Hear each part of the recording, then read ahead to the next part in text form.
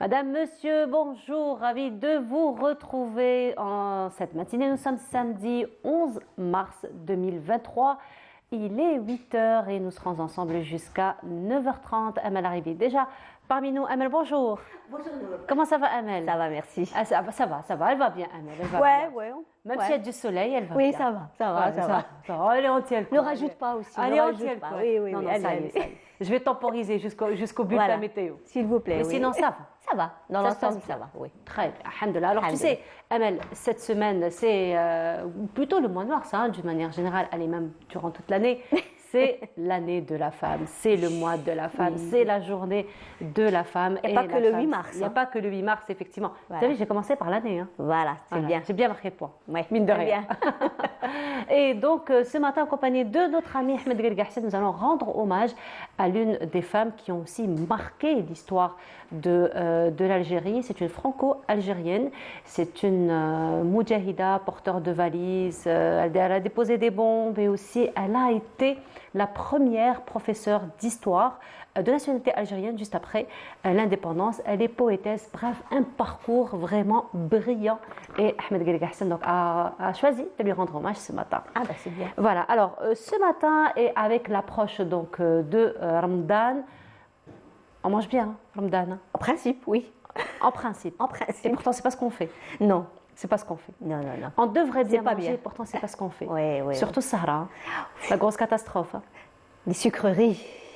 J'imagine que c'est pas trop ta tasse de thé. Il n'y a pas que les sucreries. Pardon? J'imagine que c'est pas trop ta tasse de thé. Ah du tout, non. La tasse de thé, oui, mais pas. Le thé, oui. Le thé, oui, mais pas les à côté. Non, pas les à côté. Pas les à côté. Et justement, cette fois-ci, nous allons à l'approche du mois de Ramadan, comme on le fait à chaque fois, le point de sensibilisation, d'information par rapport à notre régime alimentaire, par rapport à notre hygiène de vie durant le mois de Ramadan et particulièrement les personnes diabétiques. C'est une catastrophe. C'est une grosse catastrophe. Là.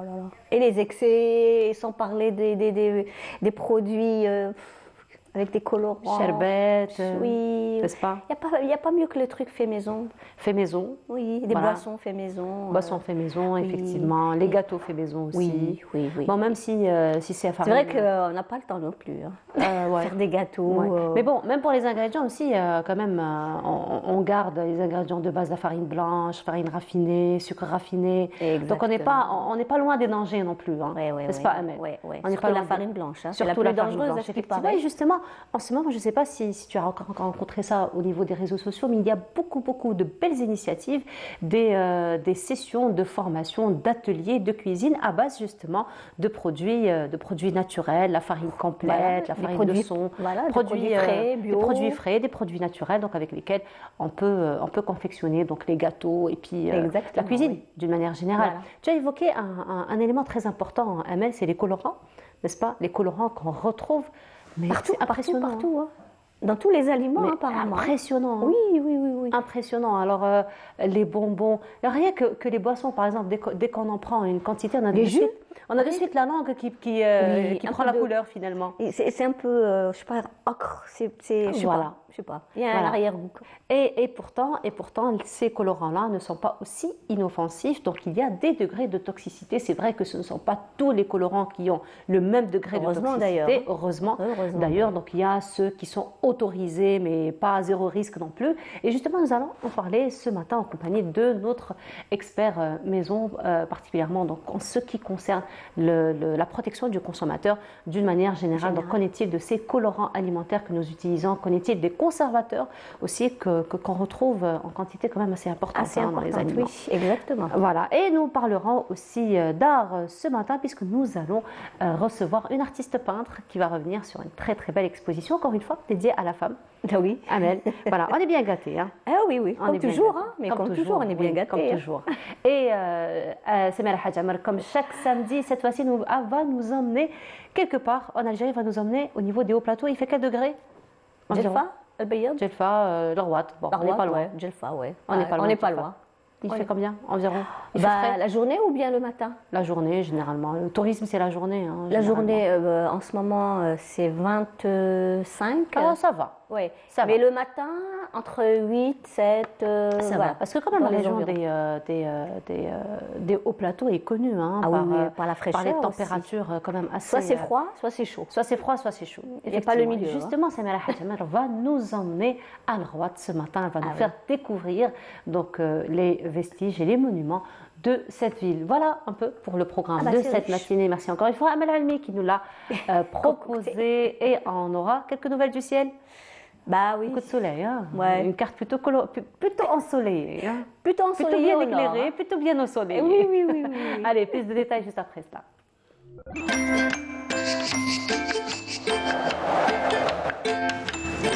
La météo vous est présentée par Mobilis. موبيليس معا نصنع المستقبل.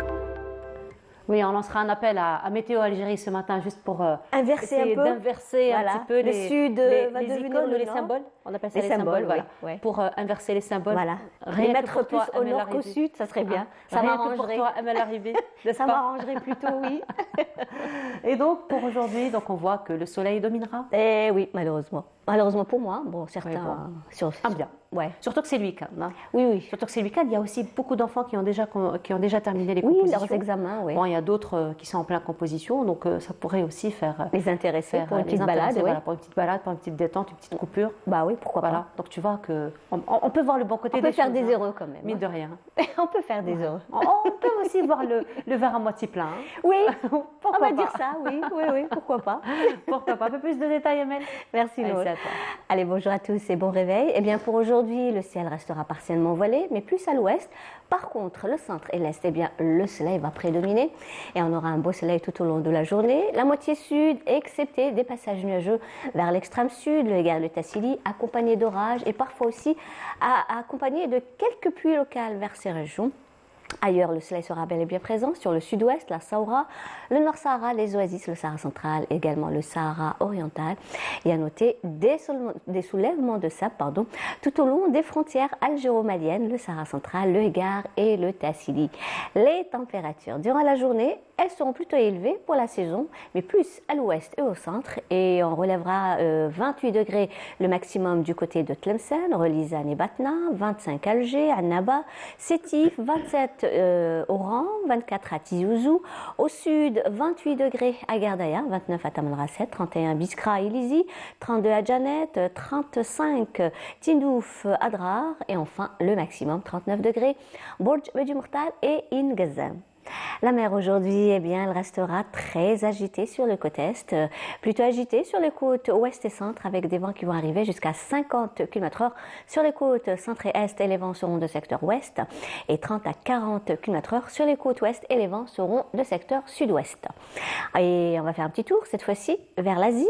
Eh bien, le temps restera plutôt couvert à Pékin, plutôt ensoleillé du côté de Tokyo, peu nuageux à Manille, également à New Delhi, partiellement voilé à Dhaka et Hong Kong, des pluies orageuses à Singapour et Jakarta, des pluies éparses du côté de Colombo, le mercure affichera 13 degrés seulement vers Pékin, 34 à Dhaka, 31 à New Delhi, 21 à Tokyo, 32 à Manille, 30 à Jakarta, 29 à Singapour et enfin 33 degrés à Bangkok. Voilà, je vous retrouve tout à l'heure, juste après le journal télévisé de midi. Et d'ici là, passez une très bonne journée avec la suite des programmes sur Bonjour d'Algérie.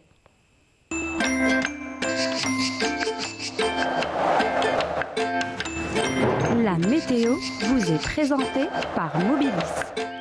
موبيليس معا نصنع المستقبل. Et voilà, de retour sur le plateau. Alors, Amel, on retiendra des températures plutôt hors saison. Hors saison carrément. Pour un mois de mars, c'est pas un mois de- encore. Hein.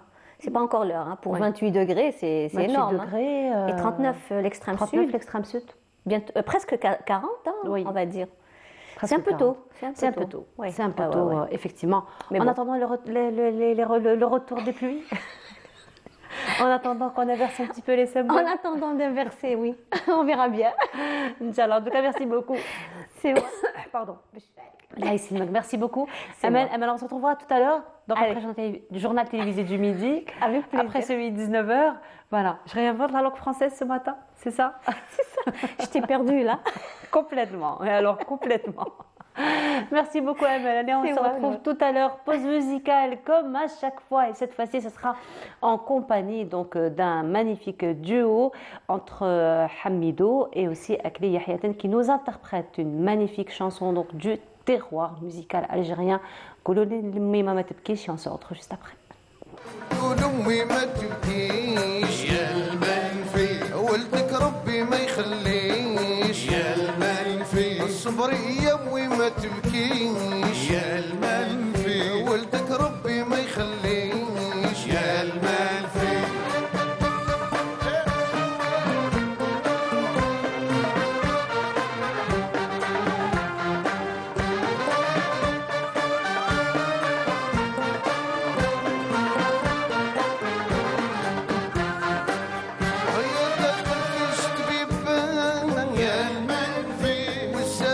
الجدعان يا المنفي هي داخل في شتبيبان يا المنفي والسبع فيه الجدعان يا المنفي وقالوا لي كاشي دخان يا المنفي انا في وسطهم دهشان يا المنفي يقولوا لامي ما تبكيش يا المنفي ولدك ربي ما يخليش يا المنفي الصبر يومي ما تبكيش يا المنفي ولدك رايح ما يوليش يا المنفي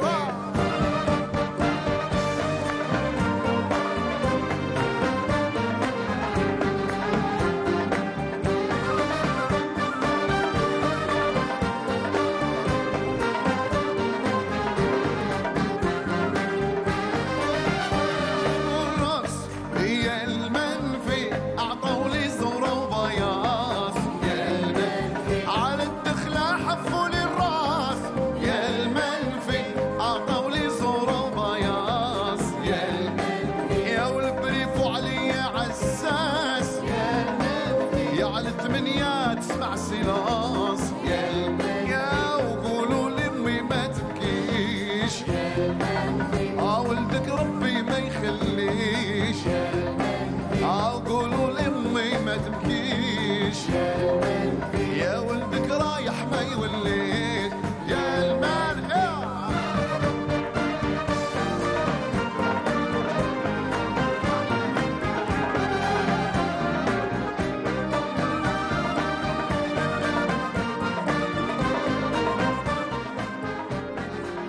Et de retour, et cette fois-ci, nous accueillons notre ami Ahmed Galgassen. Ahmed, bonjour. Bonjour Nour, bonjour à tous les téléspectateurs. Sabah al-khair alaykoum. Comment ça va? Ça va, alhamdulillah. Alhamdulillah. Une semaine bien chargée. Oui, une fin de semaine très chargée. Donc, le 8, donc, à l'occasion de la journée mondiale de la femme, on a fait un petit hommage à une grande dame, Madame Fatma Zohra Bouayed, donc, qui a écrit l'un des premiers livres, j'imagine, oui, sur la cuisine algérienne. En tant que patrimoine, parce qu'elle disait qu'elle avait gardé les recettes telles quelles, donc oui, elle les a reproduites authentiquement, donc telles qu'elle les a reçues. Et maintenant, ça fait partie du patrimoine immatériel de l'Algérie. Donc, et comme elle le disait très bien, donc elle l'a si bien dit, c'est un livre qui a sauvé pas mal de ménages. Je suis entièrement d'accord avec elle, entièrement d'accord, parce que je ne pense pas qu'il y ait peut-être au moins une famille, peut-être, je dirais pas une femme, mais au moins une famille qui n'est pas passée par ce livre. Exactement. Mais moi, je me souviens, donc il y avait dans la famille des femmes. Pour moi, elles étaient illettrées. Je crois qu'elles étaient. Mais elles l'avaient. Donc, elles faisaient appel à leur fille ou à leur petite fille pour lire. Mais elles avaient le livre quand même. Donc, mais au fait, comme le livre aussi, Ahmed, il est accompagné de certaines photos. Il faut dire que les femmes reconnaissent un petit peu les ingrédients à travers les photos. Moi, je sais que ma grand-mère, Allah yarhamha, elle reconnaissait déjà. Bon, elle était un petit peu lettrée, elle savait lire, mais en regardant la photo, elle savait déjà ce qu'il y avait. Après, il y avait les petits secrets, les détails, les épices, la préparation et tout, ça vient. Parce que c'est toute une aventure, la rédaction du livre. Donc, elle racontait comment elle a collecté les recettes chez les bonnes vieilles dames. Donc, et chaque dame avait le kil al-taha. Donc c'était en volume, c'était pas en masse. Oui. Donc elle devait passer du volume à la masse. Donc elle devait canoniser un peu la recette. Donc c'est l'association Fenwa Asala, présidée par Madame Kharji Ben Qadi, qui lui a rendu hommage. Et il fallait voir, donc la salle était pleine, il y avait il y a plein de fans qui étaient venus. C'était un bon moment, on a passé un très bel après-midi avec elle. Le lendemain, 9 mars, donc il y a l'association Sundusia qui a rendu hommage à Nordin Saoudi. Oui. Oui. C'était quelque chose de symbolique parce que pour une fois, on a rendu hommage à quelqu'un vivant. Donc, lui-même était très ému, tous ses amis étaient là. Donc, Abdelkader Chaou, Abdelzak Gnif, il y avait tous les anciens. Il y avait bien sûr Cheikh Mohamed Khaznaji qui s'est déplacé. Et les anciens de la Sundusia, bien sûr. La salle était, palais de la culture, l'auditorium était plein. Et on a passé aussi une très belle soirée, donc jusqu'à 9h du soir, je crois. 3 heures de chant andalou, ça nous manquait. Et voilà, donc une fin de semaine assez chargée. Ah bah, ce n'est qu'en l'avantage, j'ai envie de dire, pour le patrimoine et la préservation du patrimoine algérien, d'autant plus qu'Nordin Saoudi, c'est vrai qu'il a beaucoup fait pour l'art et la musique algérienne, mais beaucoup aussi pour la paléontologie et l'archéologie, exactement, c'est un archéologue, donc il a plusieurs facettes, donc il a vraiment, c'est une vie là, il baille très bien, dans le bientôt le Amal, Inch'Allah. Et puis, même en termes de chant, donc c'est quand même une grande référence dans le chant andalou. Il a eu à diriger le premier opéra en Algérie, il a été le premier directeur. C'est une tâche qui est très importante et avec une très grande responsabilité.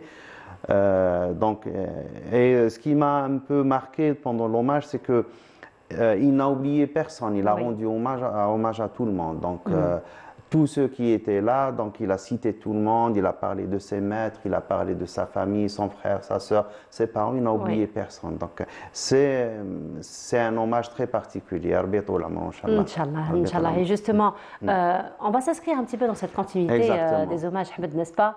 Et aujourd'hui, ça va être un hommage très particulier que tu as choisi de faire en faveur d'une grande dame qui a marqué aussi l'histoire de l'Algérie. On continue bien sûr avec la journée mondiale, la journée de la femme. Et là, on va parler de ces femmes, de ces dames et de ces hommes aussi qu'on peut appeler les justes. Parce que c'est des gens qui, à un certain moment, au moment de choisir, ils ont choisi la cause juste. Donc, ils ont épousé la cause des peuples. Donc, c'est les Européens qui vivent en Algérie ou qui ont croisé l'Algérie quelque part. Et au moment du déclenchement de la guerre de libération nationale, ils ont fait le bon choix. Donc, ils n'ont pas inventé des excuses comme l'avait fait Albert Camus, donc comme ci, comme ça.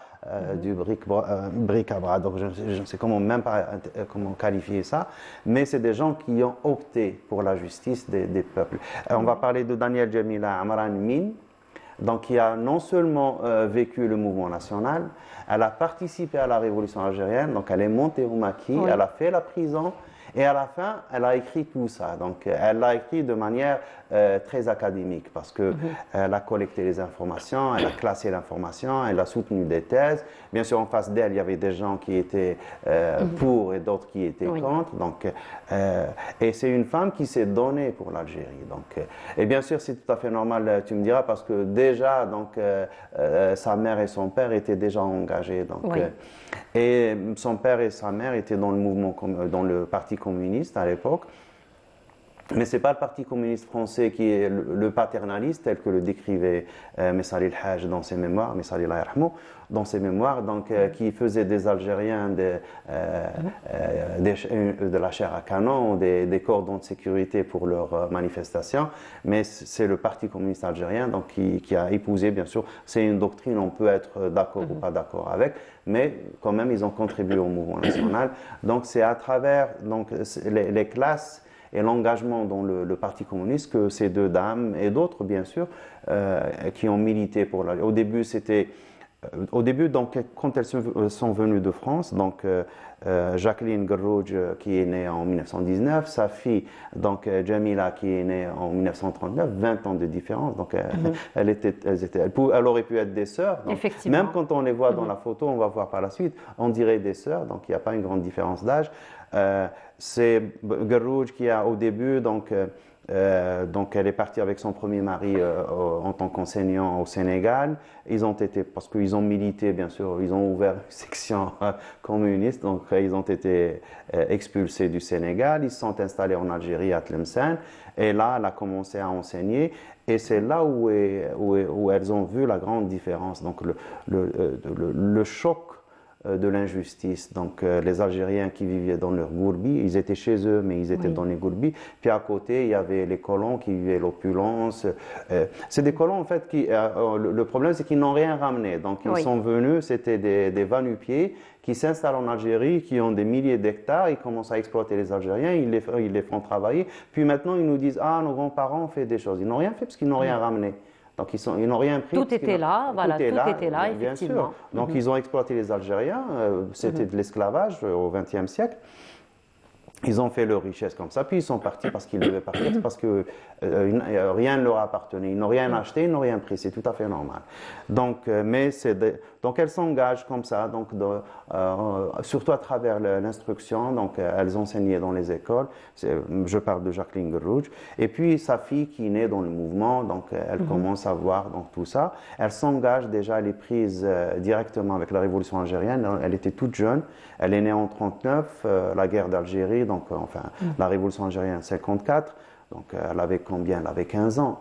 Donc, à 16 ans, elle s'engage, elle fait la grève des lycéennes, puis elle monte au maquis, elle est emprisonnée. On la voit maintenant parce que il y a une image d'elle entourée d'officiers, de journalistes. Et là, avec son regard, donc, elle est un regard déterminé. Elle avait combien? Elle avait 17-18 ans, donc on la voit toute déterminée. Puis donc elle est emprisonnée ici en Algérie, puis en France des années durant. Et en France, elle profite donc pour étudier. Donc elle étudie par correspondance et elle fait une licence. Et puis après l'indépendance, elle continue avec un master. Bien sûr, elle s'intéresse à l'histoire et la géographie. Et puis elle fait toute une carrière dans l'enseignement universitaire en histoire. Et elle se rend compte de l'importance. Là, c'est la photo de Madame Gerrouj, je crois. C'est Jacqueline Gerrouj. Donc, parce que Jacqueline Gerrouj est partie, elle nous a quittés presque centenaire. D'accord. En 2015, elle est née en 1919. Donc 2 ans après, il y a sa fille qui décède en 2017. Donc c'est tout récent, Rabbi yarhamhum. Et je pense que les deux sont enterrés au cimetière d'El Alia, donc au carré des martyrs. Quand même, il ne faut pas les oublier, ces militants de la cause juste. Il ne faut jamais les oublier parce que c'est les conscients. Là, on voit, c'est une photo de journal, donc de journal, une vieille photo. Donc c'est la fille. C'est la mère et la fille. Quand la fille est partie rendre visite à sa maman, donc la fille est toute jeune, elle est à peine adolescente, et sa maman à côté. Donc, Jacqueline Gerrouj a été emprisonnée à cause de... Donc elle était dans le réseau d'Yvetan, Fernand Yvetan. Par contre, donc, Daniel Jamila a été... Donc c'est le réseau avec Youssef Saadi, etc. Donc c'est la bataille d'Alger. C'est pendant cet événement qu'elle a été emprisonnée. Donc à peine si elles ont été sauvées du... Gerrouj, exactement, Jacqueline Gerrouj a été sauvée grâce donc à la détermination de... Il y avait tout un... Parce qu'elle a été condamnée à mort. Donc c'est l'une des premières... C'est la doyenne des condamnés à mort. Elle a été... donc c'est grâce à Simone de Beauvoir, donc il avait mené toute une campagne médiatique pour la sauver, sinon elle serait partie. Parce qu'à l'époque, il y avait comme ministre un socialiste, comme par hasard, ministre de la Justice et des Sceaux, Mitterrand, qui est devenu président, Oui. il n'a signé aucun grâce pour les Algériens, mais pendant toute la guerre d'Algérie, il Oui. n'a accordé aucune grâce, malgré toutes les campagnes, tous les campagnes qu'il y efforts. avait, tous les- oui, oui. exactement. Donc, les gens de conscience, de tout. Donc, il y avait bien sûr Monseigneur Duval, il y avait le mufti d'Alger qui signait des pétitions, Oui. qui envoyait des lettres. Tant qu'il était là, il n'a signé aucune grâce. Donc, c'est les autres qui ont accordé des grâces. Et puis, il y a eu par la suite les négociations avec Oui. le FLN et tout. Donc, pour revenir à Jamila, donc, et puis elle se lance. Et elle se rend compte de l'importance du militantisme des femmes. Donc, elle collecte les témoignages. Donc, c'est l'une des premières à faire ça. Des premiers, peut-être, à faire ça. Donc, elle a collecté une centaine de témoignages. 88 témoignages, je crois, pour être précis. Donc, de toutes les moudjahidettes. Et comme elles étaient jeunes, donc elles avaient encore la mémoire très fraîche. Donc, elles ont tout raconté dans le détail. Elles ont fait une thèse. Donc, c'est sa thèse de doctorat qu'elle a soutenue. Et puis, elle commence à publier plein de livres comme ça, donc des témoignages, donc elle a publié en premier sa thèse, puis elle publie par la suite les témoignages, donc elle a fait des contributions, toujours autour de la contribution de la femme, du militantisme Oui. de la femme. Donc, elle a enseigné à l'université d'Alger, puis elle est partie à Toulouse. Elle a été l'une des premières professeurs de nationalité algérienne en matière d'histoire, Oui, oui. Ahmed, après l'indépendance. Je n'est-ce pas? crois que peut-être c'est la Si ce première. n'est la première. Si ce n'est la première. Si ce n'est la donc, première. Voilà. Peut-être avec Assia Djebbar, elles ont été l'une des premières à enseigner à l'université. Donc, juste après l'indépendance, elles ont commencé. Au début, elle a enseigné au lycée Pasteur. Pardon. Puis, alhamdulillah. Des classes, حبالك. Donc, par la suite, elle a commencé à enseigner. Donc, c'est une carrière d'université. Et puis, donc, pendant les années 90, elle est partie enseigner à l'université de Toulouse, toujours autour du thème du militantisme féministe, la contribution de la femme dans les révolutions et la lutte anticoloniale. Quand même, donc, je ne sais pas si tu as vu son livre. Donc, il y a quelques éditions qui ont été faites ici. Non, je n'ai pas eu C'est un l'occasion de pavé, je vous promets. Mais il faut le lire. Donc, il faut vraiment, parce qu'elle a collecté toutes les informations. Je ne sais pas si on peut voir les couvertures des livres. Je ne sais pas. Elles sont passées. C'est ça? Ça, c'est les mémoires de Jacqueline Garouch. Ah, Jacqueline Garouch. C'est ça, c'est les mémoires de Jacqueline Garouch, Allah yarhamha. Donc, Douar et prison, c'est aussi un témoignage dans le vif. Donc, elle décrit donc l'arrivée, que ce soit au Sénégal ou en Algérie, donc toutes ces injustices qu'elle trouve entre les colons et ce qu'on était nous, les indigènes. Et donc, et puis par la suite, là, c'est des femmes dans la guerre. Donc, c'est la thèse, c'est le travail de Jamila Amran Min. Donc, il y a eu plusieurs éditions et il y a plusieurs titres parce qu'il y a l'étude qui a été publiée en tant qu'étude et puis elle a publié aussi les témoignages qu'elle a collectés. Donc par la suite, elle les a aussi publiés. Donc il y a eu, je ne sais pas, peut-être une dizaine d'éditions. Femmes au combat. Ça, je crois que la photo, c'est celle de Fatma Waddaï, donc la femme sans sépulture de Assia Djebbar. Oui. Donc je crois que c'est elle, quand elle a été traînée par les militaires français. C'est la femme sans sépulture de Cherchel. C'est l'un des symboles de la guerre d'Algérie. Donc la femme qui a tout perdu, Khansa al-Thawra al-Jazairiya, comme on dirait. Donc là, les femmes algériennes dans la guerre. Donc ça, ce sont les mêmes éditions, Ahmed, qui reviennent à chaque fois. En fait, c'est pas le même livre. Donc il y a la même édition quand c'est le même titre, mais des fois, donc c'est les femmes dans la révolution algérienne, et puis les femmes algériennes dans la guerre. Je crois que là, c'est les témoignages. D'accord. Donc il y a plusieurs éditions, que ce soit ici ou en France. Donc là, dans les éditions Plan, donc ils mettent carrément le nom de Jamila Amran. Oui. C'est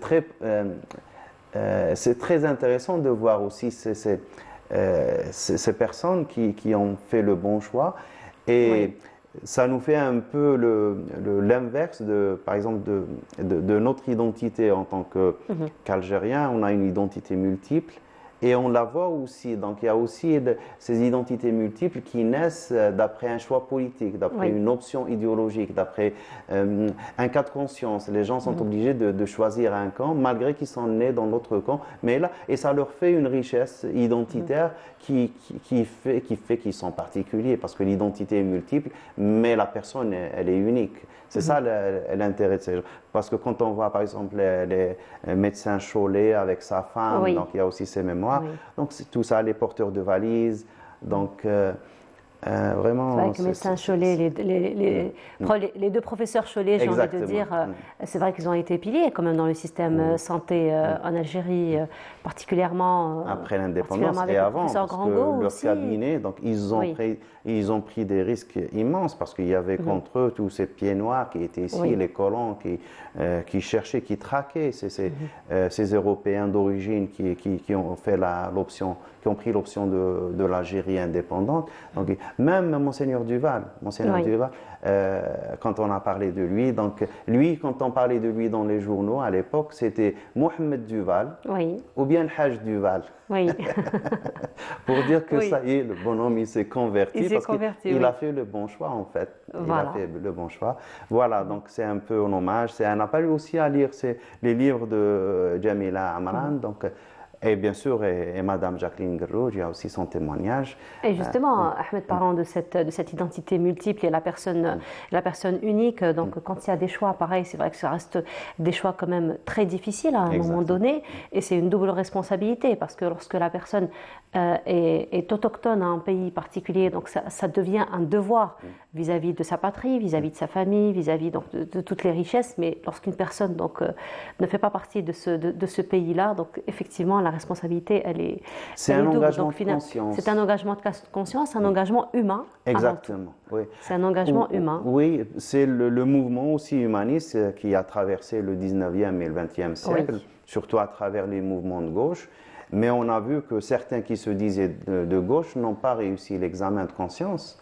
On peut citer Camus, on peut citer Mitterrand, on peut citer plein de gens comme ça. Ils n'ont pas réussi leur examen de conscience. Par contre, des gens comme ça, donc il y a plein. Donc vraiment, c'est. Et un âge très précoce aussi. Exactement. Et bien sûr, parce qu'on est au moment où on est le plus sensible. Voilà. Donc à 16 ans, on ne voit pas, parce que bien sûr, et surtout, on n'a pas d'intérêt, donc on n'est pas engagé, on n'a pas de travail, on n'est pas installé socialement, on n'a pas de vie. Donc on se cherche aussi, donc, et on fait des choix. Et à 16 ans, 18 ans, c'est comme les nôtres, qu'ils avaient à peine 20 ans, les 22, 21, 22 ans en moyenne d'âge. Exactement. Nous, dans le quartier, Ami Mohamed Zawi, il avait 11 ans quand il était quand il a commencé à militer. Bien sûr, en pleine guerre, il avait à peine 11 ans. C'est l'un des plus jeunes en Algérie à avoir milité, enfin, milité dans le sens moudjahid, pendant la Révolution, et ça, c'est pas donné. Mais on se dit, mais bon, c'est des destinées, c'est des gens qui ont été, qui sont nés pour ça. Voilà. Donc, ils ont vécu leur vie amplement. Et il paraît que Jamila Amran a été marquée parce qu'elle était très jeune quand elle a vu les affres, surtout la torture, quand elle était prise et ses camarades en prison. Donc, elle a été marquée donc, à vie, donc psychologiquement, elle a été marquée. Donc, et elle n'était pas épargnée parce qu'elles étaient françaises, peut-être pire que les Algériens. Bien sûr, les Algériennes, elles en ont souffert. Quelques-unes ont osé parler. Mais on peut bien imaginer ce qui s'est passé pour ces Françaises, parce que donc et surtout on voit très bien comment ils sont acharnés contre elles. Donc voilà. Déjà la photo effectivement, elle marque bien tout. J'ai envie de dire déjà la torture psychologique elle-même, déjà tout autour, et puis il y a la détermination qui vient. Donc on voit à travers les traits du visage, donc la détermination, et ça peut aussi contraster avec l'image de l'Habib Ben Mehdi, quand il a été, avec son sourire, le sourire du shahid qu'il allait devenir. Donc on voit, mais c'est la même détermination. Donc voilà, effectivement. En tout cas, c'est un bel hommage que tu as choisi de rendre aujourd'hui donc, à l'une des héroïnes, on va dire, Bien sûr. celles qui ont marqué Bien sûr. l'histoire On de... s'incline devant leur mémoire. Rabbi Effectivement. yarhamha, Rabbi yarhamha. En tout cas, merci beaucoup. Merci Ahmed, à toi. encore une fois, pour ce bel hommage. On te souhaite une belle semaine. Encore un Inch'Allah. programme pour cette semaine. On sait que tu t'arrêtes pas. Il y a un petit programme le lundi 13. Donc, Inch'Allah. je vais faire une petite présentation dans la salle agriculture du côté de la place Audin Oui. sur la poésie Melhoun à Alger. D'accord. Donc, on va essayer de chercher les poètes du Melhoun et du Zajel à Alger. Donc, c'est ça, Ce sera à partir de quelle heure? à 14h. Inch'Allah. Inch'Allah. Inch'Allah. Rendez-vous pris. En tout cas, merci beaucoup. Merci à Ahmed, toi, on se Anna. retrouve samedi prochain. Inch'Allah, Barbi. Inch'Allah. Donc, Inch'Allah. avec un autre hommage aussi. Et bon fin Voilà. de Shaban, Inch'Allah. Oui, c'est vrai. Merci Il faut en beaucoup, profiter. Ahmed. Ouais. Et on continue cette fois-ci. Nous allons aller du côté de Constantine en compagnie de Sophia Chouban dans ce reportage. Elle qui s'intéresse à l'art plastique dans cette ville et on se retrouve juste après.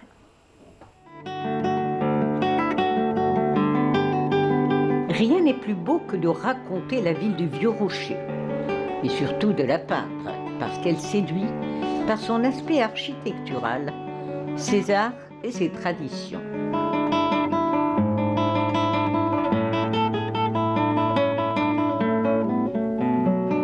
Et ô combien d'artistes peintres ont illustré cette capitale de l'Est algérien dans tous ses contes.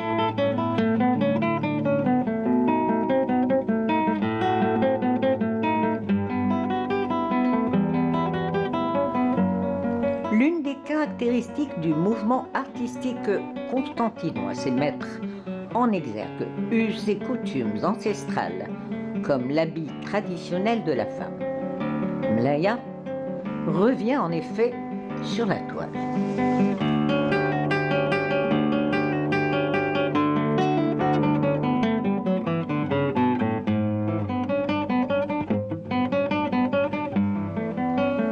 Peinture à l'huile, aquarelle, dessin au crayon ou à l'encre de Chine sont les techniques les plus utilisées chez les plasticiens.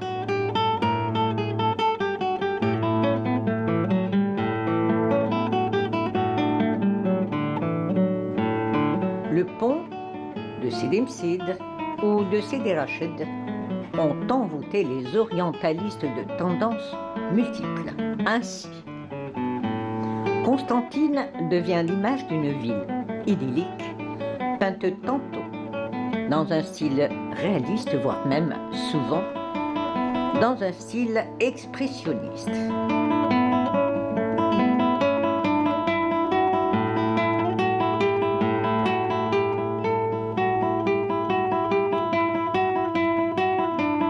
Connu pour son cachet musical du ma'louf, de la dinanderie et de ses spécialités sucrées gustatives, Cirta l'Antique représente par excellence un pan de la mémoire artistique algérienne.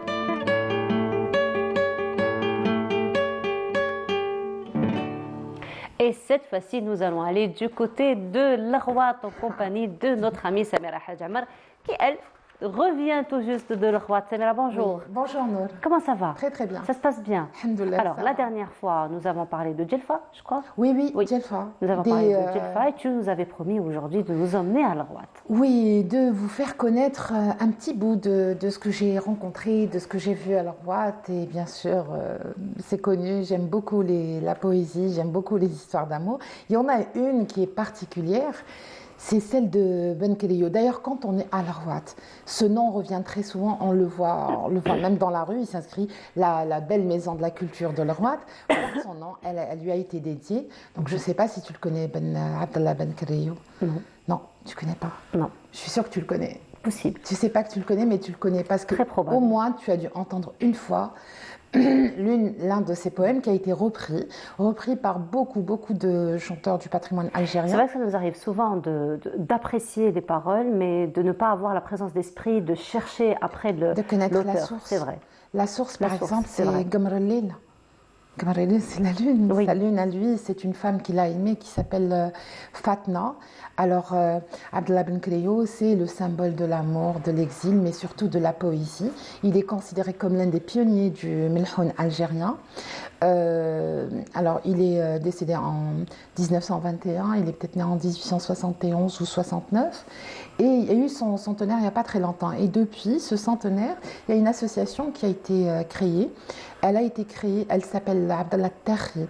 Pourquoi Tahi? Parce que Ben Khério fait partie de la tribu des Tahi, une faction d'un clan très riche, très connu, qui s'appelle les Gaïtana.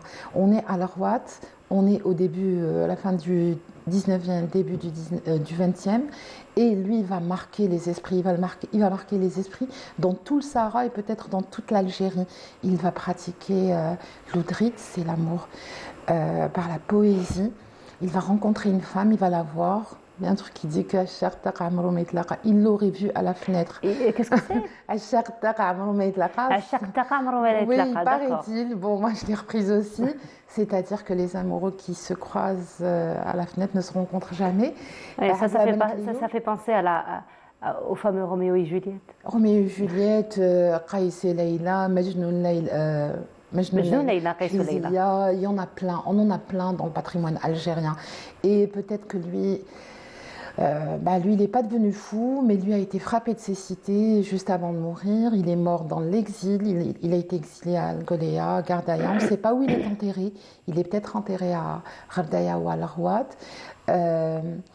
Alors lui est tombé amoureux d'une femme qui s'appelle Fatna. Elle faisait partie on l'appelle Fatna Zanouniya. Son père était le grand Ben Salem. C'est une tribu aussi puissante à l'époque à Al-Rouat.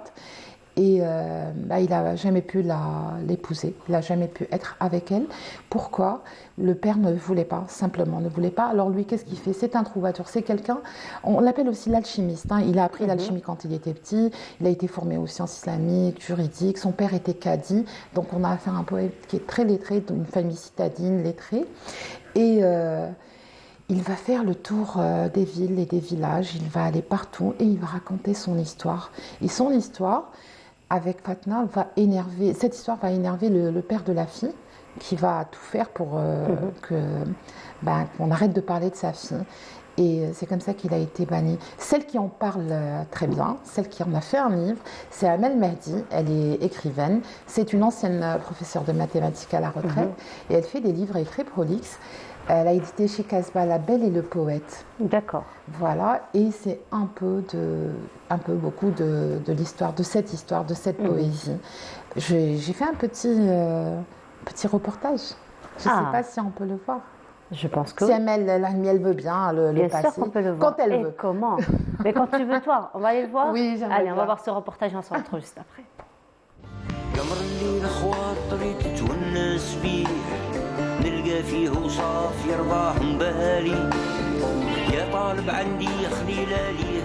J'ai entendu parler de Abdallah Ben Khério dans les années 80 pour la première fois. Et c'était par le biais de femmes dans une soirée, une vieille a commencé à réciter un poème, un très long poème de Abdallah Ben Khério. Bon, je n'avais rien compris à ce moment-là, d'autant plus qu'elle récitait très rapidement. Et après, ma belle-mère et mes belles-sœurs m'ont parlé de Ben Khério. Elles m'ont raconté un petit peu son histoire et je n'en revenais pas. De ma gazelle, je n'ai point de nouvelles. Je reproche à Mebrouk d'avoir manqué à sa parole. Pourquoi mon confident ne me répond-il pas? Pourquoi ces lettres ne me parviennent-elles pas? Ô toi qui gardes ce cheval docile.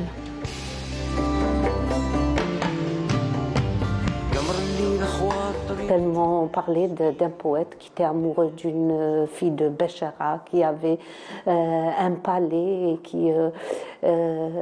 que le Béchara avait refusé de la lui donner en mariage et qui l'avait fait exiler. Et je me suis dit, tout ça existe chez nous alors que je n'en avais jamais entendu parler. Personne ne m'avait raconté cette histoire. On ne l'avait pas étudiée à l'école. On nous avait parlé de Roméo et Juliette, on nous parlait de Christian et Iseult, on nous parlait de Qaïs ou Leila, mais une si belle histoire, quelque chose, et bien de chez nous, c'était fabuleux. C'est avec et par ces mots qu'Amel El Mehdi est tombée amoureuse du poète Ben Kriou, de l'Arwat et des mots d'amour qui résonnent dans tout le Sahara et à travers toute l'Algérie, aujourd'hui encore. J'ai ressenti, vous savez, quand j'ai écrit son histoire, j'étais tellement dans la peau de ce personnage.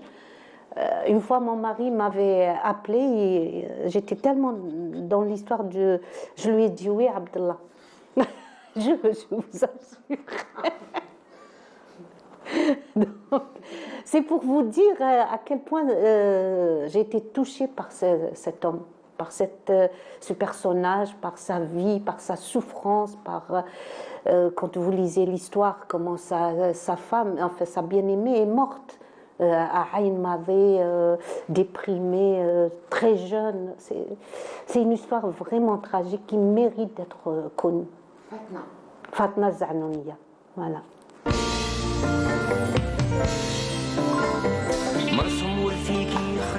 L'exil et le bannissement au nom de l'amour.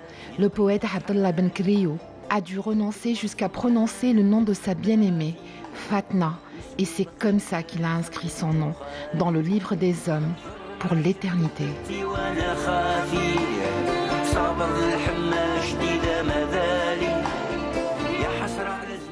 Magnifique l'anecdote, hein, franchement. Pour te dire à quel point elle était dans l'histoire, à quel point elle a été touchée. Madame El Mehdi n'est pas de l'Arwat, mais elle est tombée amoureuse de l'Arwat. D'abord quand elle a rencontré son mari.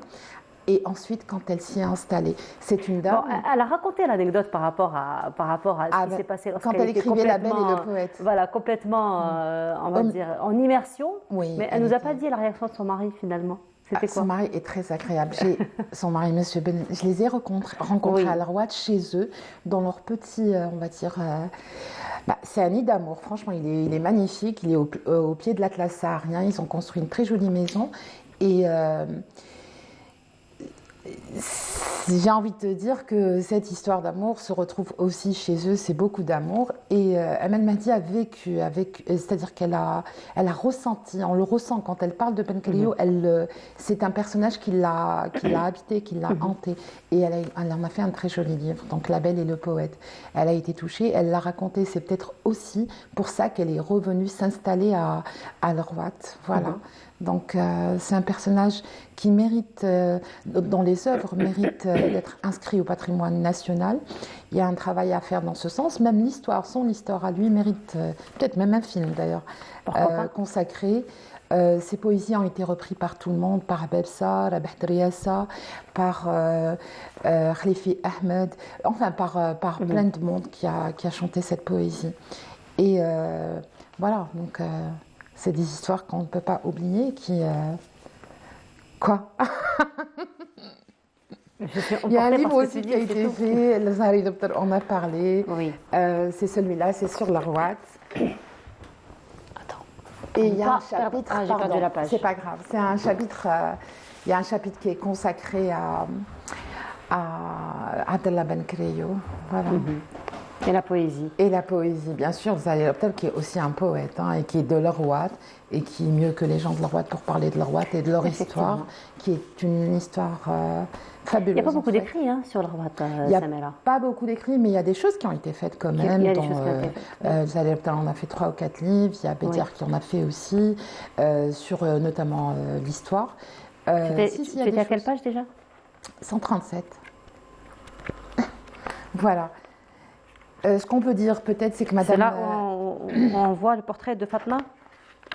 Le portrait d'une femme de l'Arwat. Ah, une femme de l'Arwat, d'accord. Oui. C'était pas le portrait de Fatna? Alors. Non, pas le portrait de Fatna. Alors c'est Fatna, c'est pas Fatma? Non, c'est Fatna El-Zanouniya. Oui. Amel Mehdi est l'auteur, je peux dire peut-être parce qu'elle a une biographie. Elle est l'auteur de Yamsel et Fils de la Hagar, de Tinhinan Maren, Les belles histoires de grand-mère, sous le pavillon des Raïs, donc une odyssée africaine. Et quand les dunes chantaient Dassine, et pour les œuvres collectives, elle a participé à Hizia, Mon Amour. Donc tout ça, on le retrouve chez Casbah Édition. Il faut y aller, il faut les acheter, il faut les demander à Casbah Édition aussi si on ne les trouve pas. Voilà. C'est une partie, un petit bout de ce que j'ai vu à Al Rouad. Un petit bout de ce que tu as vu, donc on verra tout ça avec plus de détails. Samira dans un documentaire très proche, Inch'Allah. Inch'Allah, bien sûr. Inch'Allah. Où en fait c'est une succession de petites histoires, de personnages, d'habitants simplement. C'est lui qu'on voit, c'est Abdallah Ben Khalilou. Il était beau, hein, magnifique dans son burnous. Très beau imposant, charismatique, beau gosse. Comment oui. ne pas... Tu dis si pauvre, bien, il n'a pas pu aimer sa femme. La femme de sa vie, donc il a souffert, c'est beaucoup de souffrance. Comme quoi c'était, j'ai envie de dire, comme une règle. Hein. Les amoureux ne finissent jamais par se marier, à l'époque. Écoute, il n'y a pas d'amour heureux. Roméo et Juliette, Mato, aucun. Mais si, c'est ce qui fait tourner le monde, c'est l'amour, mais elle. Ce que je voulais dire, c'est je parle vraiment à cette époque lointaine, et alhamdoulilah. Hein. Jusqu'à aujourd'hui. Si, quand même. Aujourd'hui, il y a des amoureux qui finissent par se marier, quand même. Le plus beau de l'amour, c'est le temps que ça dure. Oui. Après, on n'a pas besoin que ça dure toute une vie. Voilà, quand il s'agit d'amour, tu deviens très philosophe. Non, mais c'est une belle histoire. Et lui, il mérite d'être inscrit au patrimoine national. Il y a des choses à faire dans ce sens, en tout cas. Et les Rouad, ils s'en occupent. Hein. Ils sont très... Ils sont à cheval. La musique qu'on a entendue, c'est le groupe Nomade. J'ai utilisé quelques extraits. Oui, voilà, finalement, on revient que lorsque j'ai écouté, donc enfant, la chanson, j'avais finalement reconnu les Gemarli. J'avais finalement reconnu les paroles. Donc tu as raison. On l'a déjà écouté. On écoute, on connaît, mais on n'a pas vraiment la présence d'esprit. On la connaît parce que... D'abord, c'est des questions de tribus. Ailleurs, pour Roméo et Juliette, c'est des familles. Et chez nous, c'est le horma. On ne peut pas parler de la fille. En plus d'un grand chef, donc d'une tribu, et il raconte son histoire. Il met de côté sa pudeur et il raconte ses sentiments, ses émotions. Et il dit qu'il aime une femme devant tout le monde. Ça se passe sur des places publiques. Et il raconte son histoire. Et ça rend fou le père. Comment sa fille est devenue le sujet de conversation de tout le monde. Et il va faire jusqu'à intervenir donc le tribunal pour qu'il arrête de prononcer son nom. Et il est exilé. On le voit ailleurs, on le sort de l'Rouad et on lui interdit d'aimer et de jusqu'à prononcer le nom de sa chérie, de son cœur. Et donc voilà, c'est triste, mais c'est aussi très très joli. C'est une belle histoire à raconter. Oui, alors mais sinon, qu'est-ce qui t'a marqué le plus à l'Rouad? Tout. En plus de... Les habitants, tout. Les habitants. Il y a beaucoup de culture, d'histoire, il y a du patrimoine archéologique, il y a cette ville, il y a des couleurs, le ciel est très différent, il est bas, les étoiles, on n'en parle pas. Et écoute, on dit, et Fromentin l'a écrit, Fromentin est un orientaliste, on est d'accord, mais c'est surtout celui qui a écrit Un thé au Sahara. Un thé au Sahara raconte le massacre commis par les forces coloniales par Pélissier et Youssef à Al-Rouad. Ils ont disséminé, ils ont tué toute la ville, les 3/4 de la ville. Et donc lui, qu'est-ce qu'il dit, Fromentin? Il dit que lorsqu'il est arrivé à Al-Rouad, il a dû changer les règles de sa peinture. Il a été influencé impacté par le bleu, les ocres, le soleil quand il... les couleurs dominantes de la ville, effectivement. N'importe qui irait à l'Rouad, pas pour déjeuner ou s'arrêter, mais qui passerait quelques jours, forcément tomberait amoureux de cette ville et de son histoire et de sa culture. Certainement, tu nous feras découvrir tout cela très prochainement autour d'un documentaire. Oui, beaucoup de personnages très intéressants et qui travaillent à la protection du patrimoine algérien. Très bien, merci beaucoup. Samira, on se retrouve samedi prochain pour une autre avec plaisir. Une tisseuse peut-être? Oui, pourquoi pas. Ikram Nassid, elle est bien. Elle est très bien. Pourquoi pas revoir un petit peu ses œuvres, ses créations. Et puis, ça reste quand même un métier ancestral. Hein. Oui, il y a beaucoup de travail qui se fait justement pour sauver le métier, parce qu'à un moment donné, il était un petit peu en voie de disparition. Oui. Et on est à l'Rouad, tu peux la morgue, le tapis est très connu, mais elle le voit autrement. Mais c'est très intéressant ce qu'elle fait. Très bien. Alors, tu nous amèneras à sa rencontre samedi prochain, Inch'Allah. Merci beaucoup. Merci. Samira, passe une bonne semaine et on continue. Cette fois-ci, nous allons aller du côté de la galerie Rassim en compagnie de Lamia Boudbouda. Là où s'est tenue une très très belle exposition de peinture et on se retrouve juste après. À la Galerie Racim, les expositions d'art plastique se suivent mais ne se ressemblent pas. Pour ce mois de mars, c'est Nasser Gouizi qui a accroché 55 œuvres. L'artiste est autodidacte, retraité du monde de l'enseignement supérieur. Depuis, il consacre ses journées à sa passion.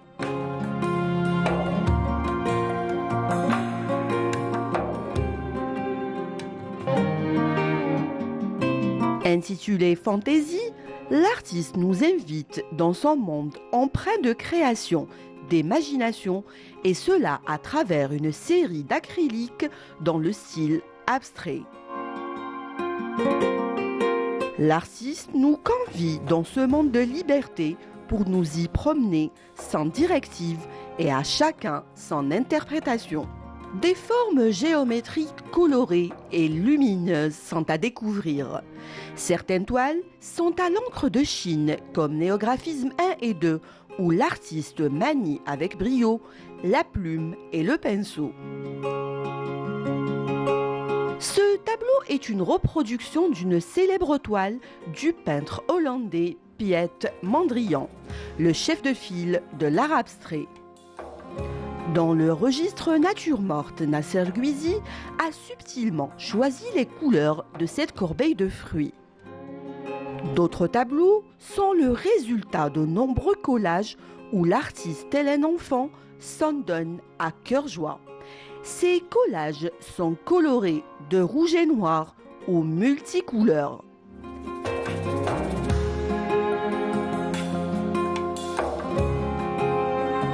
Brisure est l'intitulé d'un ensemble de tableaux réalisés suite à l'incident d'un vaisselier cassé.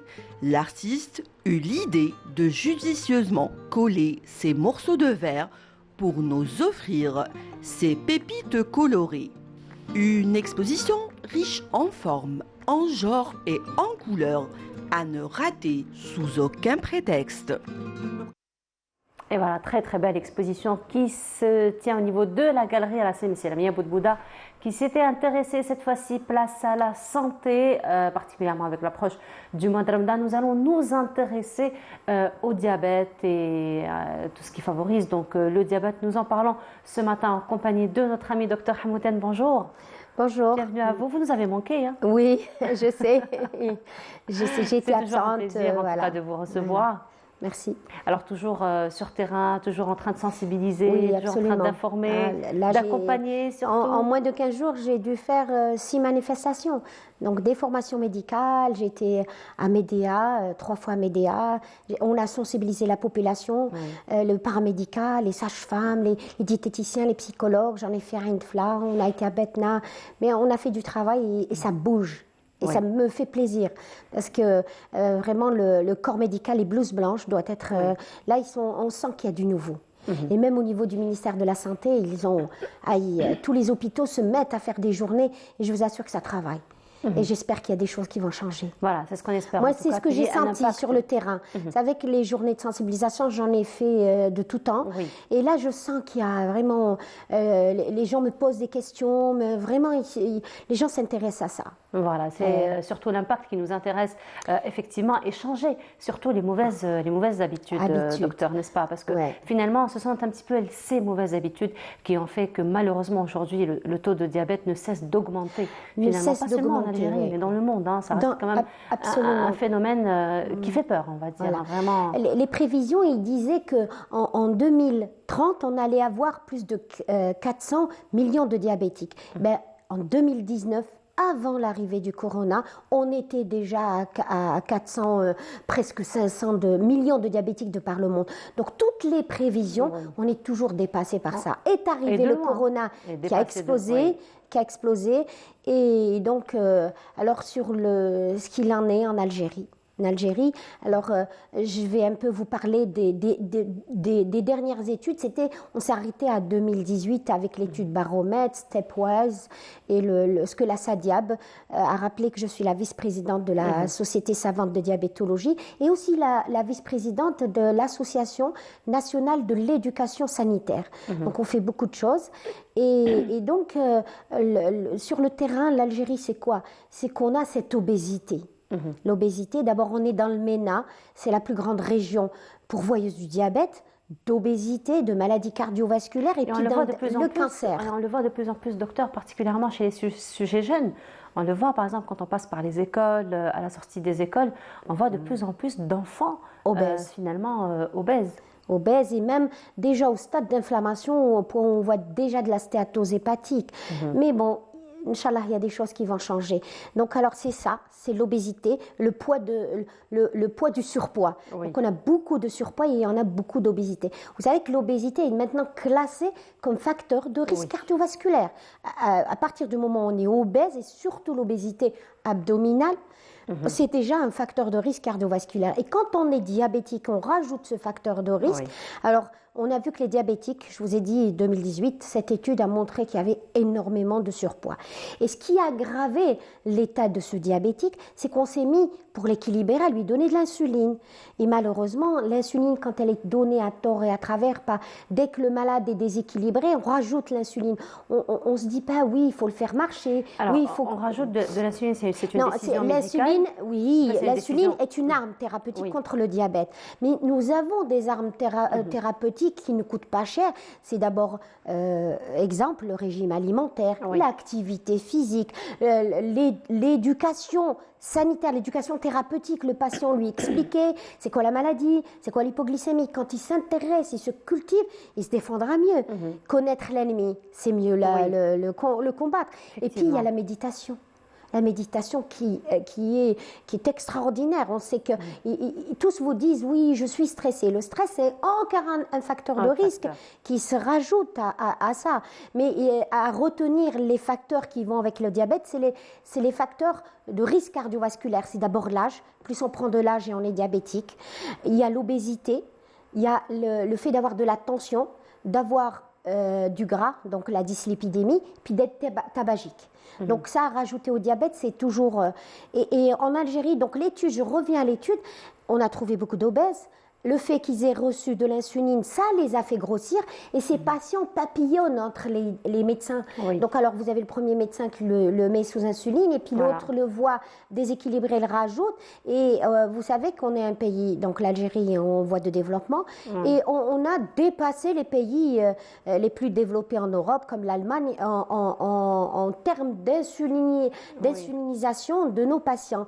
Et le profil de l'Algérien n'est pas le profil de l'Européen.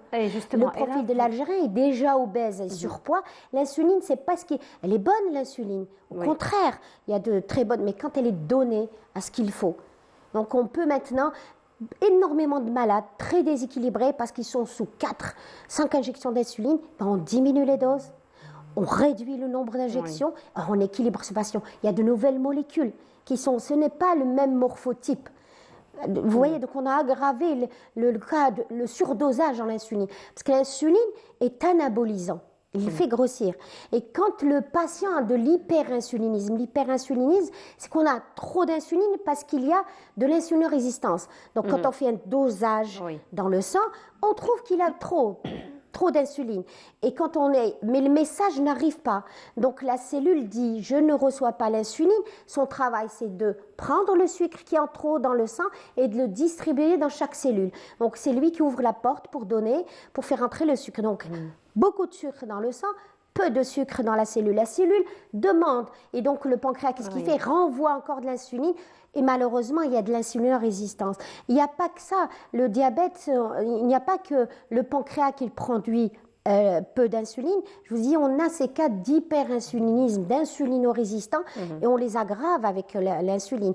Il faut leur faire du sport, il faut leur faire leur régime alimentaire. C'est-à-dire qu'il y a des choses, et ça fait partie des journées de sensibilisation, d'éducation qu'on est en train de faire. Mais le meilleur dans tout ça, docteur, c'est d'éviter d'arriver... Le diabète, voilà. Le diabète, n'est-ce pas? C'est pour ça...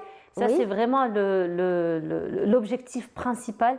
Bon, celui qui malheureusement donc, est diabétique, donc on devrait donc penser à lui procurer donc une meilleure hygiène de vie, comme vous nous le dites. Mais le mieux dans tout ça serait vraiment de protéger la population, de faire baisser un petit peu le taux de diabète. Alors aujourd'hui, particulièrement, docteur, il y a Ramadan qui arrive à grands pas. Et Ramadan, c'est un peu le mois, on va dire, de tous les interdits, finalement, n'est-ce pas? Oui. Et le mois de tous les Ramadan, excès aussi. de tous les excès. Mais si on prenait le mois avant de parler de la maladie, ou des diabétiques qui sont on veut dire, qui sont plus ou moins équilibrés, le jeûne est une bénédiction. Parce que le jeûne, on rappelle que le jeûne, pour les diabétiques ou les prédiabétiques, en jeûnant, vous éloignez l'arrivée du diabète. Quand on est diabétique, on équilibre sa glycémie. Quand on jeûne, comme le demande notre religion. Vous savez que l'un des meilleurs jeûnes, ça c'est pas moi qui le dis, c'est le prix Nobel de l'étude sur le jeûne, le japonais, qui a dit le meilleur jeûne c'est celui du musulman, c'est-à-dire il faut du suhoor, il faut une activité physique, il faut une certaine activité physique, tarawih, continuer avec la méditation, on complète le jeûne avec ça. Alors on a la réduction des chiffres glycémique, réduction des chiffres tensionnels, donc ceux qui ont de la tension, donc, mais ils réduisent quand ils mangent sainement, on répète, pas trop salé, pas trop gras, pas trop sucré. On équilibre aussi la dyslipidémie, le bien-être, parce que quand on fait de la méditation en jeûnant, et puis il y a l'autogestion de ces cellules cancéreuses. Le corps va bouffer tout ce qui est cellules, et puis la plupart des Algériens ont de l'inflammation au niveau du foie. Le foie se met au repos, donc le foie va, toutes ses réserves, parce qu'on mange plus qu'on ne brûle. Donc on a du stockage, et quand on déstocke, on renouvelle le stock, et c'est très bon pour la santé. Donc le jeûne, c'est vraiment bon. Mais il y a des patients où il y a le risque de jeûner. Donc, il est préférable qu'il soit dans la partie... Probablement, on reparlera avec plus de détails prochainement, docteur. Mais justement, maintenant, comment on doit se préparer? Comment on doit se protéger? D'autant plus, il faut le dire, aujourd'hui, nous sommes une grande société de consommation à travers le monde, et qu'il faut dire qu'il y a beaucoup de tentations au niveau donc, des marchés, beaucoup de chocolat, beaucoup de bonbons, beaucoup de gâteaux. Donc, vous avez touché, voilà. Donc vraiment beaucoup de tentations. Alors, interdire, je suppose qu'on va accentuer un petit peu la frustration. Alors, qu'est-ce qu'il faut faire, justement, avec dans un environnement pareil? Le travail des parents. Ramadan, il faut se dire qu'il n'y a pas d'abus. Si on veut, il faut d'abord expliquer à ses enfants, parce que c'est les enfants pour qu'ils comprennent, à la population, c'est ce qu'on est en train de faire. C'est-à-dire que jeûner, c'est pas, il faut faire attention à tout ce qui est sucré. On reste quand même parmi les top 10 dans la consommation d'hydrates de carbone, c'est-à-dire de sucre rapide. C'est vraiment... Et heureusement qu'il y a des choses dans l'agroalimentaire qui changent. On n'a qu'à voir au niveau des réseaux sociaux, docteur en compagnie, par exemple, des enseignantes, des écoles, l'appel qu'ils sont en train de lancer par rapport aux enfants, par rapport aux parents ou aux parents, concernant, par exemple, le goûter. Chips, limonade, petits gâteaux, je dis pas le nom, mais tout ce qui est... Voilà. Donc vraiment par rapport au goûter déjà qu'on donne aux enfants, qui est hyper calorique finalement. Ça fait des années qu'on a commencé, mais ça reste insuffisant. Il faut que comment on dit, tout le monde doit nous aider pour ça, et consommer moins de sucre, ça c'est impératif, parce que quand on consomme du sucre, on gagne rien dans les bienfaits du jeûne, du tout. Le gras, sucre, on doit diminuer. Alors il faut imposer à ces personnes qui veulent consommer du sucre, faites de l'activité physique. Pour ceux qui font le tarawih, c'est de l'activité physique. Au retour, on peut une cuillère de qalbelouz, pas plus. Et savoir qu'il est préférable de prendre peut-être un fruit qui est aussi sucré. Une orange est aussi sucrée qu'un qalbelouz, mais avec des fibres, avec des vitamines, mais activité physique pour brûler et réduire la consommation de sucre rapide. Là, vraiment, et surtout qu'il faut savoir que les sucres sont cancérigènes et que les cellules cancérigènes, on en a tout le temps. Et le corps, il les élimine. Avec le jeûne, il les élimine. Mais si vous restez très sucré, vous appelez vous faites, vous nourrissez vos cellules cancéreuses. On rend pas service, effectivement. Voilà. Alors il y a aussi, parlant de sucre, docteur, il y a un peu cette grande mode, j'ai envie de dire, des alternatives au sucre. Donc aujourd'hui, on parle de stevia, on parle d'aspartame, on parle de fructose, on parle de... Qu'en-est-il finalement de tout? Le goût sucré. Oui. Vous stimulez le système nerveux pour simplifier pour nos patients. Et vous continuez à avoir des glycémies qui s'élèvent et une demande de plus en plus élevée de ces produits. Et quand vous n'avez pas ces produits, vous allez directement vers le sucre. Donc il y a certains produits qui sont obésogènes. C'est vrai qu'ils réduisent la glycémie, ils sont obésogènes. D'autres qui donnent des chutes de cheveux, d'autres... Vous savez, il n'y a pas mieux que la vieille carafe d'eau posée sur la table. De l'eau, s'il vous plaît. Pas de boisson sucrée, de l'eau. On va appeler le régisseur, il va de suite enlever le verre de jus. Non, un verre de jus avec 10 minutes de marche rapide, vous pouvez brûler, mais c'est exceptionnel. Il faut vraiment réduire cette consommation. Il est impératif de réduire ça. Et puis on a l'inactivité. Vous savez que toujours, je reviens à l'étude baromètre et les études qu'il y a eu en Algérie, la femme est inactive. De 40 à 50% des femmes algériennes sont inactives. Et la femme algérienne, c'est la porteuse de l'avenir. C'est elle qui porte les enfants. Et quand elle est inactive, quelle culture on donne à ses enfants? Et même les maris, enfin même les hommes. Mais les hommes, c'est entre 20 et 30. Vous voyez la différence? C'est immense, c'est immense. Alors, tout le monde, alors les patients, quand on leur demande, alors vous bougez,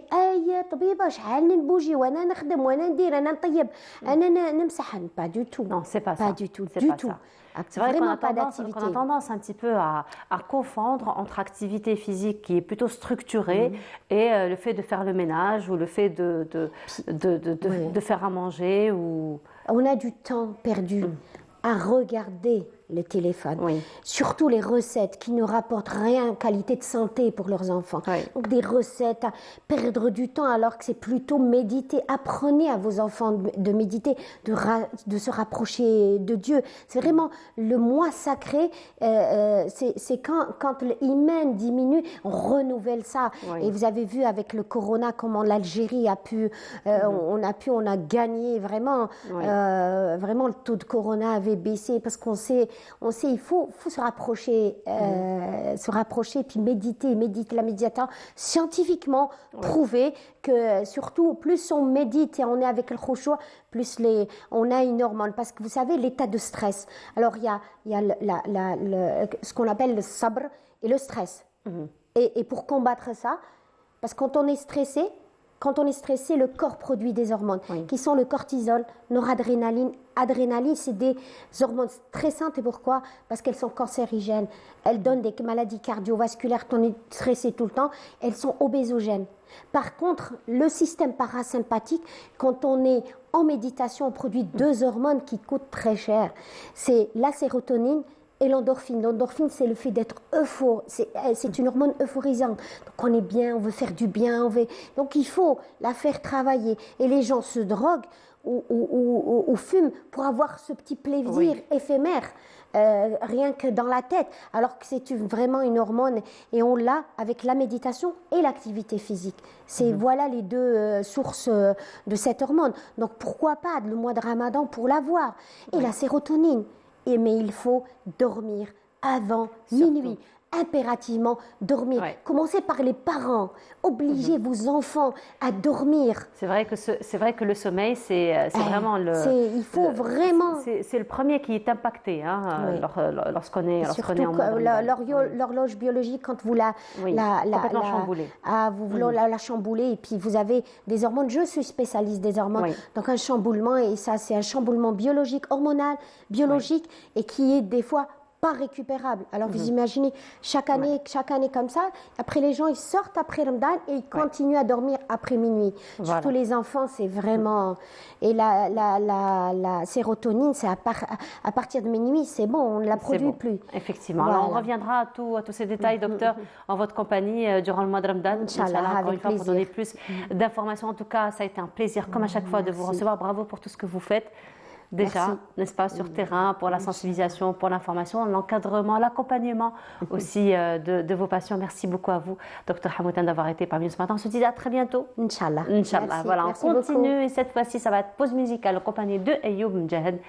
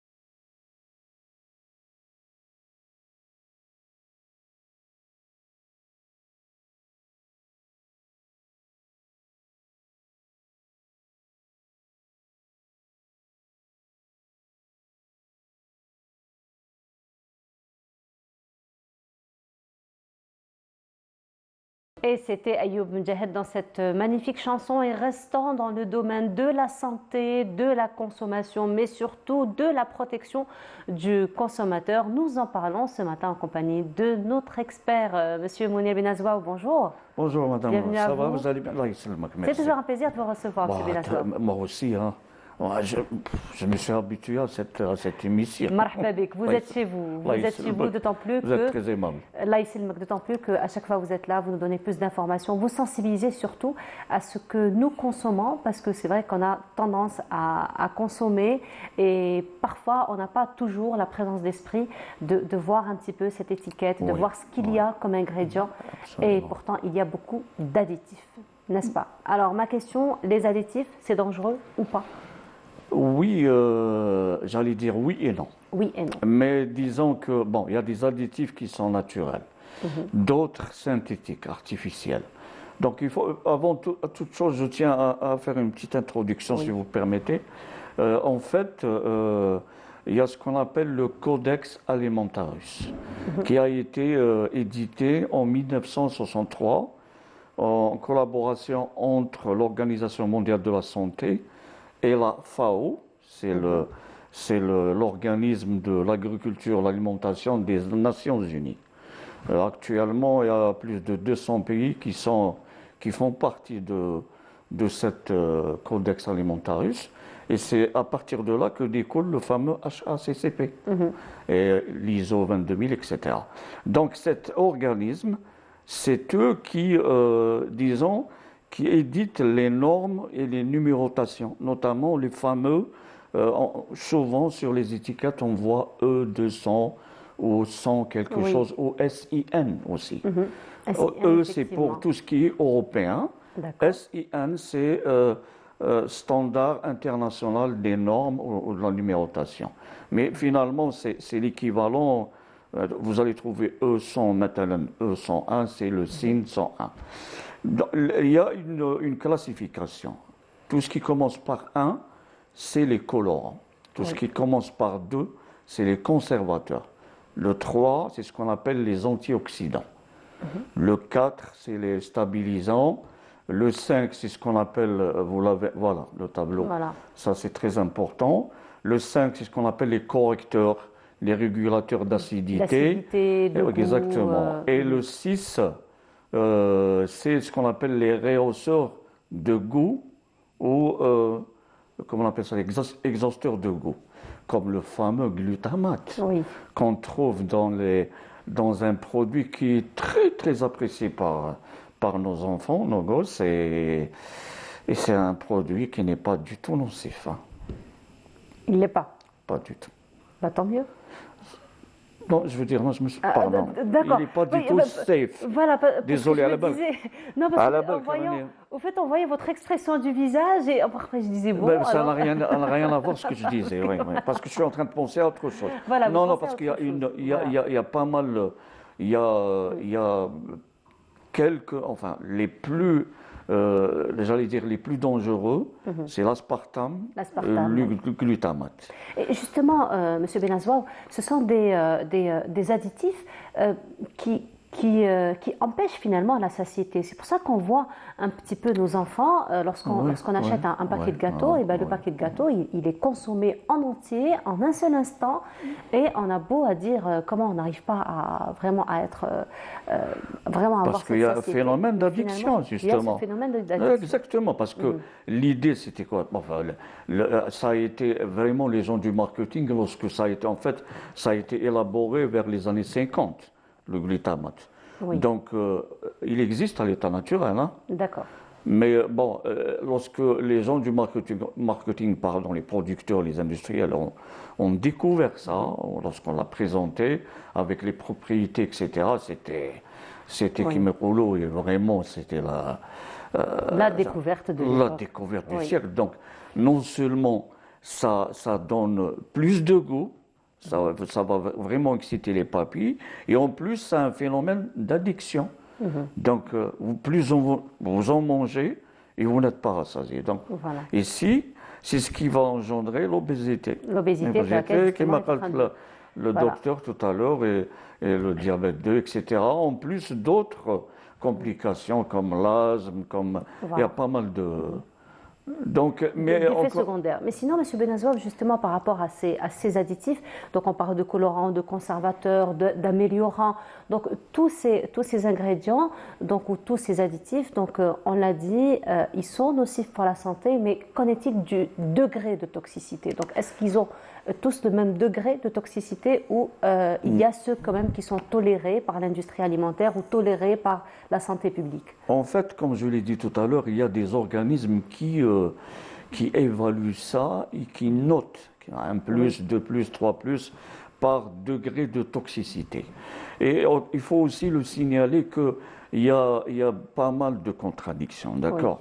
Vous allez googler ça sur un site, vous allez trouver par exemple un site canadien, on vous dira que le glutamate n'est pas nocif, n'est pas dangereux, on peut le consommer sans problème. Un autre site, vraiment, c'est une alarme carrément rouge, mais grosso modo, c'est ce fameux organisme qui va noter, évaluer. Notamment en Europe, il y a l'autorité européenne pour la santé alimentaire, le FSA, il y a des scientifiques qui font des tests, qui évaluent, etc., et qui communiquent leur rapport à la Commission européenne pour interdire ou autoriser tel ou tel additif, qu'il soit colorant, conservateur, etc. L'autre côté, par exemple, aux États-Unis, c'est la fameuse FDA, c'est le Food and Drug Association. C'est eux qui approuvent carrément. Ce n'est pas comme le cas des Européens, ils doivent passer par la Commission européenne. Et là aussi, la Commission européenne, il y a des lobbies, etc. Donc, ils font passer tel ou tel, bien qu'il est nocif, etc. Mais pour nous, en Algérie, ce dont on doit faire attention, c'est qu'il y a des additifs qui sont clairs et prouvés par des études scientifiques qui sont dangereux. Entre autres, comme on l'a cité tout à l'heure, l'aspartame, parce que, pour votre information, l'aspartame, c'est le fameux additif pour des boissons, fruitées, je ne vais pas citer le nom, zéro sucre, etc. En fait, c'est 40 à 50 fois plus de sucre. C'est énorme. C'est énorme, bien sûr. Énorme.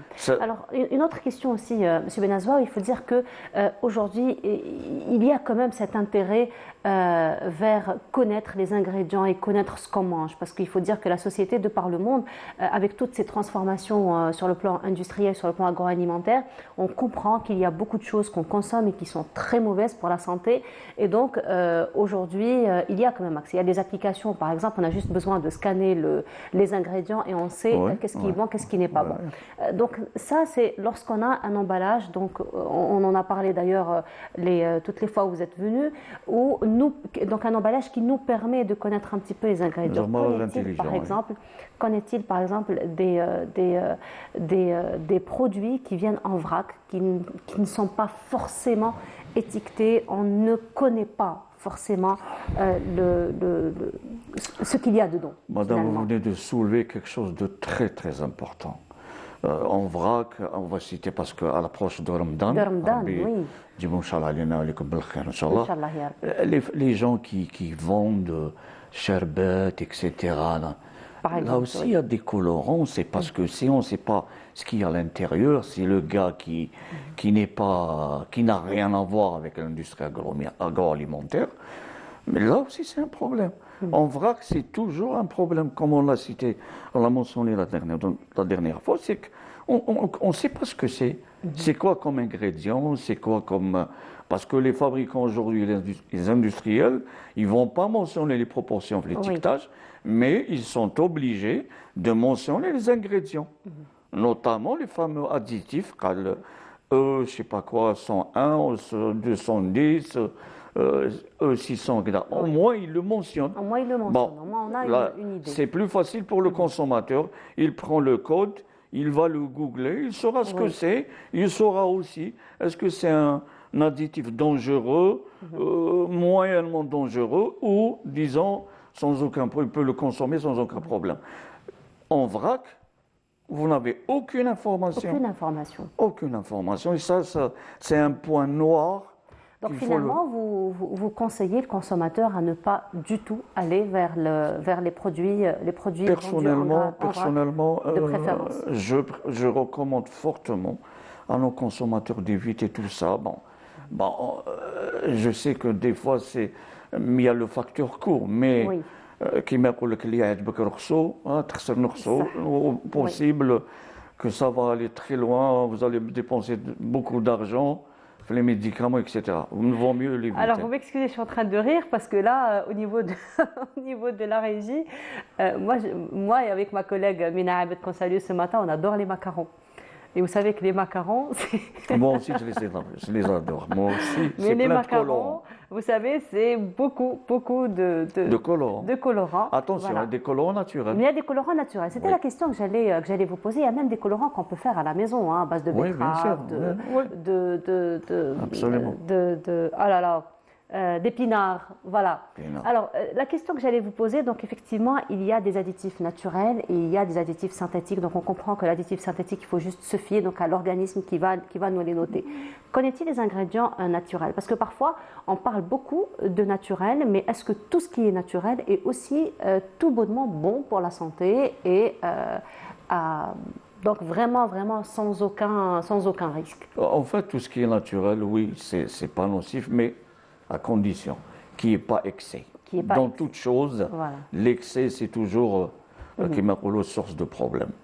Pour votre information, concernant les colorants et aussi mais beaucoup plus les colorants, ça coûte très cher.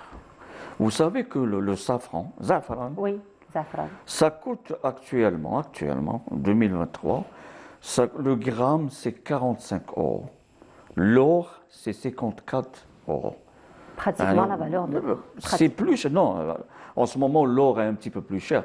Mais d'habitude, le safran, il est beaucoup plus cher que l'or. Beaucoup plus cher, oui. Donc, c'est une denrée, j'allais dire, c'est un produit très rare et très cher. C'est pour cette raison que la plupart des industriels optent pour le synthétique.